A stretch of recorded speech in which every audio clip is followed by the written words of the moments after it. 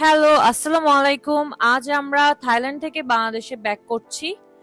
ফ্লাইটে ওঠার আগেই আমরা সুবর্ণভূমি এয়ারপোর্টে Oman Air first and business class লাউঞ্জে গিয়েছিলাম। আপনাদের ক্রেডিট কার্ডে লাউঞ্জ কি আর প্রায়োরিটি পাস অ্যালাউ করলে ফ্রিতে আপনারা লাউঞ্জে অ্যাক্সেস নিতে পারবেন। থাইল্যান্ডে অনেকগুলো এয়ারপোর্টের লাউঞ্জে গেলেও এই লাউঞ্জটির হালাল ফুডের অপশন ছিল সব থেকে বেশি। চলুন আপনাদেরকে পুরো লাউঞ্জটি ঘুরে দেখাই।